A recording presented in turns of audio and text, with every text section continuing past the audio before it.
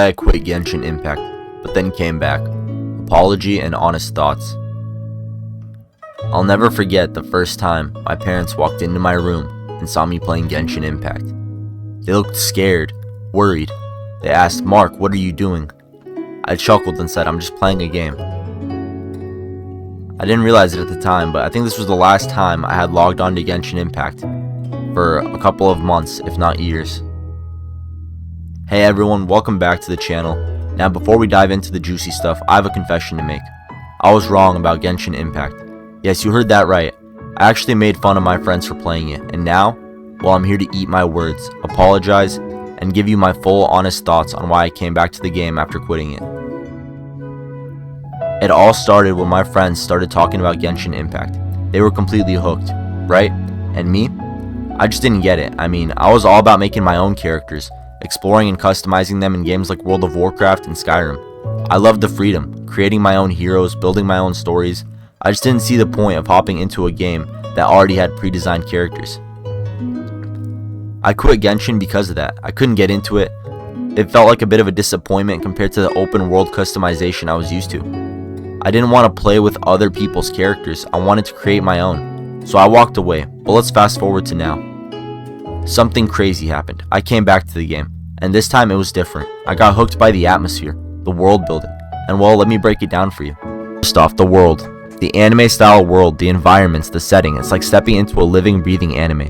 If you are like me and you love anime, Genshin's aesthetic is a total dream. The art design is just gorgeous. Each region has its own distinct vibe, and the music, don't even get me started on the music. Seriously, the music is probably my favorite part of the game. It's not just background noise, it sets the mood so perfectly, from peaceful towns to intense battle themes. Every piece of music feels like it's pulling you deeper into the world. Now let's talk about the combat. I'll be honest, I had doubts. I thought it might be clunky, repetitive, but no, combat is smooth and super satisfying. I love how stylish and dynamic the action is. Switching between characters mid-fight, that's just next level fun. And the animation? Chef's kiss. It feels fluid, fast-paced, and it's just a joy to play. And then we get to my favorite character, Ito. I mean, come on, this guy is cool. He's the perfect mix of strong, fun, and just the right amount of goofy. But here's the kicker, I don't even have him yet. Yeah, that's right, I'm missing him, but that's okay, I'll get him someday, maybe. But I'm not complaining. My 5-star roster is actually pretty sweet. I got Diluc, Alhaitham, Kazuha, and Jean, and honestly I'm pretty happy with them. Each character is unique and has such a well-designed set of skills.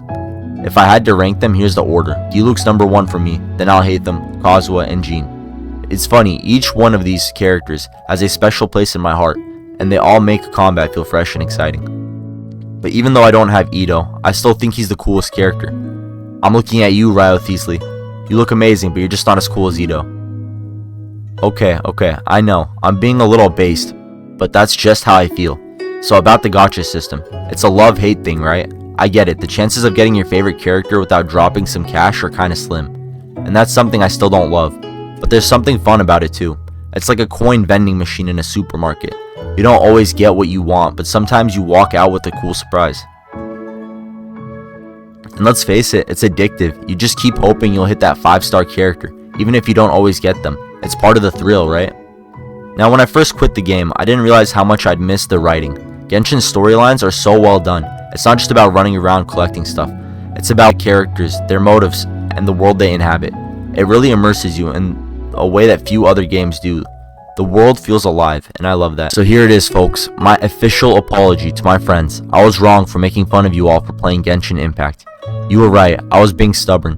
The game has so much to offer. If you give it a chance, I'm glad I came back. I'll admit there's a little bit of FOMO in the back of my mind, but honestly, I'm just having fun. So if you haven't tried Genshin yet, or you quit like I did, maybe it's time to reconsider. The game has tons to offer, and while the gacha system can be a bit frustrating at times, there's a lot of joy to be found in exploring, battling, and just getting lost in the beautiful world. I mean, I kinda get it, man. The gacha system, it's a huge topic of debate. Some players feel frustrated because it's hard to get your favorite characters without spending money, which can feel like a bit of a cash grab. For some people, the endless cycle of daily commissions, world quests, and fighting the same bosses over and over can start to feel a little grindy after a while. Since Genshin doesn't have full character creation like in games like Skyrim or World of Warcraft, some players miss that deeper level of personalization.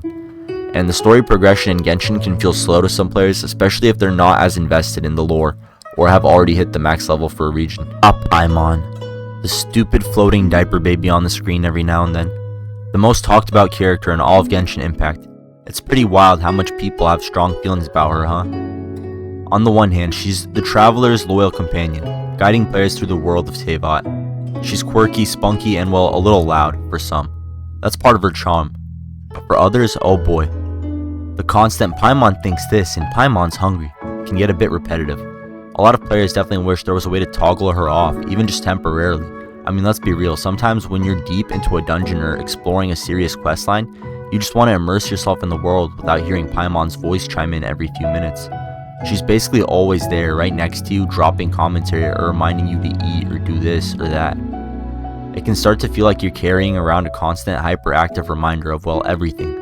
And I totally get the desire for a toggle option. It would be amazing if there was an option to at the very least mute her voice or disable the little pop-up text bubbles when you're in the middle of an intense battle or an important scene. Just let me vibe with the world, the characters, and the music. Sometimes that's all we really need. I think a lot of people love Genshin for its beautiful environments, epic music, and immersive world building, but Paimon's constant presence can sometimes feel like one thing keeping you from fully sinking into the world. It'd be perfect if we could toggle her off or give her a take a break button. Still, props to Paimon for being the game's mascot and part of its charm, but yeah, a little peace and quiet would be much appreciated sometimes. Getting your favorite character can be annoying, and so is Paimon, but all you do in this game is fight things and go on dates with kawaii anime girls. And since we've already talked about combat, here's the other half of the game in question: the anime girls. Honestly, if you're into anime or just enjoy the cute, quirky, and sometimes badass characters, Genshin serves you up with a whole cast of characters that are basically waiting for you to befriend or romance in the sense of cute interactions. They've got unique personalities, backstories, and some seriously adorable moments.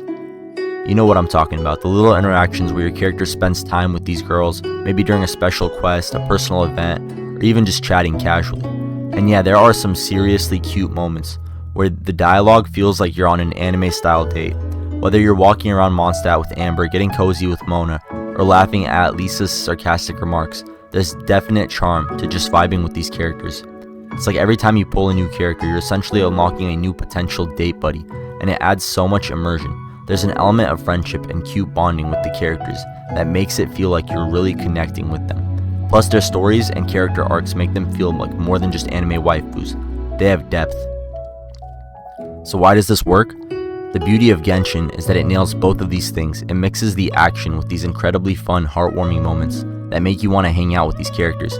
Whether you're fighting the big bad in a dungeon or going on a little date-like adventure with your favorite waifus, Genshin keeps it exciting and fresh. It's a balance of excitement, storytelling, and a little bit of wish fulfillment fantasy that just clicks.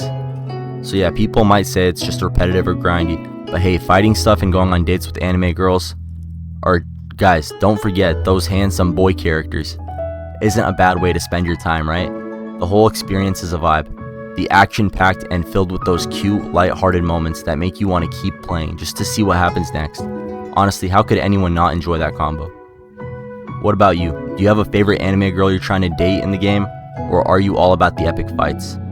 And I do want to say that every single character in this game that you can pull has a character quest associated to them, which is basically just a date plus submissions. And you don't even have to pull the character to be able to do the quest. You do all the quests naturally through the progression of the story. And it's just a great time. I don't understand why people hate on Genshin Impact. All I do is fight stuff and go on dates with kawaii anime. There's some kind of plot about the end of the world and global domination, but realistically all you do is fight stuff and hang out with anime girls. I don't know how anybody can hate on this game, that's crazy. I gotta let you in on some exciting news. If you've been watching my streams, you already know I'm diving deep into Genshin Impact. I've been grinding through the daily commissions, exploring new areas, and guess what? I've barely scratched the surface of the game. I'm still working my way through Inazuma. I've got less than half of the game left to play. So get ready for a lot of Genshin content coming your way. I'm going to be streaming it daily on YouTube, so make sure you hit that subscribe button, turn notifications on, and let's have some fun together as I uncover more of this amazing world. But before we jump into all that, I gotta talk about something that's really been hitting me lately about Genshin Impact. and that's its artistic vision and what it's trying to say as a game. See, Genshin Impact isn't just a game, it's an experience, and the more I play, the more I see how much it's trying to express a deep sense of artistic liberty and freedom. It's not out here trying to be the best or fit anyone's mold, it's just doing its thing, and I think that's one of the most amazing things about it. When I play Genshin, it feels more like I'm stepping into an anime than playing a video game. It feels like the world itself is animated. Every environment, every character, every interaction feels like it could be a part of a Studio Ghibli movie or one of those beautifully crafted anime series you binge. It's unapologetically its own thing, and I love that. It's not trying to cater to anyone specific or follow a trend. It's about freedom of expression through art. And I think that's what makes it so special. You're not just playing a game, you're living inside a vibrant, colorful anime world. Whether you're solving puzzles, battling enemies, or just running around chatting with the characters, it feels like an interactive work of art. And the world itself, Teyvat, is so unique and rich in detail. It's like each region is a masterpiece in its own right, whether it's the mystical lands of Mondstadt, the stormy skies of Inazuma, or the peaceful landscapes of Sumeru. Everything feels so alive. Leeway best zone, by the way, don't at me. And speaking of the world, let's talk about the characters for a minute. If there's one thing Genshin Impact nails, it's the depth of its characters. Every character has a backstory, a personality, and motivations that make you want to learn more about them. Like take Diluc for example. He's straight up a badass, one of the most powerful characters in the game, but behind that stoic exterior, there's so much more to him. His story is layered and complex, just like every other character in this game. At first glance, Diluc is the kind of guy you'd think is all business. He's cold, distant, and focused on avenging his father's death. But as you get to know him, you realize there's so much more going on under the surface. The loss of his family, the pressure of running the Dawn Winery, his strained relationship with his brother Kaya, it all plays into who he is as a person. It's not just about him being strong in combat. His journey is personal, emotional, and real. And that's the thing about Genshin. Every character feels like they have a real story to tell. It's not just about going from fight to fight or running around completing quests. It's about diving into their lives, understanding their struggles, and seeing them grow as individuals. Whether it's Amber with unshakable optimism, or Venti with his mysterious past, every character is built to be more than just a gameplay tool. They're living, breathing parts of the world that makes you care about them. And honestly, that's one of the reasons why I've gotten so hooked on this game. Genshin Impact doesn't try to force anything. It's not about being the best game out there, or copying what others have done. It's about doing its own thing and expressing itself artistically.